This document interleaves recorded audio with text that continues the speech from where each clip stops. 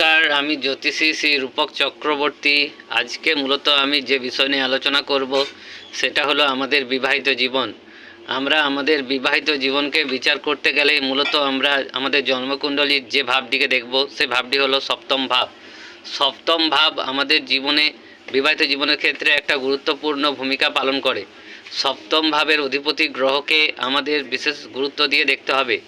সপ্তম ভাবের অধিপতি গ্রহ আমাদের জন্মকুণ্ডলিতে যে ভাবে গিয়ে অবস্থান করছে, সেই ভাবের অধিপতি যদি সপ্তম ভাব সাপেক্ষে মিত্র গ্রহ হয় বা সপ্তম ভাবের অধিপতি যদি স্বক্ষেত্রস্থ হয়ে বা মিত্রক্ষেত্রস্থ হয়ে বা তুঙ্গস্থ হয়ে অবস্থান করে বা কোনো অশুভ গ্রহ দ্বারা পীড়িত না হয় এবং সপ্তম ভাবের অধিপতি গ্রহ যে ভাবে গিয়ে অবস্থান করছে সেই ভাবাধিপতি গ্রহ যদি স্বক্ষেত্রস্থ হয়, উচ্চস্থ হয়, তুঙ্গস্থ হয় বা মিত্রক্ষেত্রস্থ হয়, তবে ব্যক্তিটির বিবাহিত জীবন অত্যন্ত ভালো কাটবে।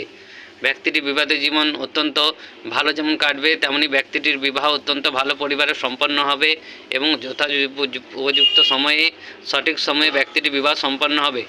ঠিক অপরদিকে একই রকমভাবে যদি কোনো ব্যক্তির জন্মকুণ্ডলিতে সপ্তম ভাবের অধিপতি গ্রহ কোনো শত্রুক্ষেত্রস্থ অবস্থান করে বা পীড়িত অবস্থান করে বা নিচস্থ হয়ে অবস্থান করে, তবে ব্যক্তিটির বিবাহ হতে যেমন বিলম্ব হবে, আবার সপ্তম ভাবের অধিপতি গ্রহ যে ভাবে গিয়ে অবস্থান করছে সেই ভাবাধিপতি গ্রহ যদি পীড়িত বা দুর্বল অবস্থায় থাকে, নিচস্থ হয়ে বা শত্রুক্ষেত্রস্থ হয়ে অবস্থান করে, তবে ব্যক্তির বিবাহিত জীবনে নানা রকম সমস্যা দেখা দেবে।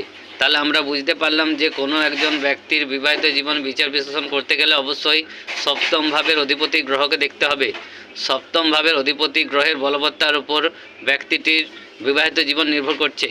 আজ মূলত আমি আমাদের জন্মকুণ্ডলীর এই বিবাহিত জীবন অর্থাৎ বিবাহ ভাগ্য কেমন হবে এই সপ্তম ভাব নিয়ে আজ মূলত আলোচনা করা হলো।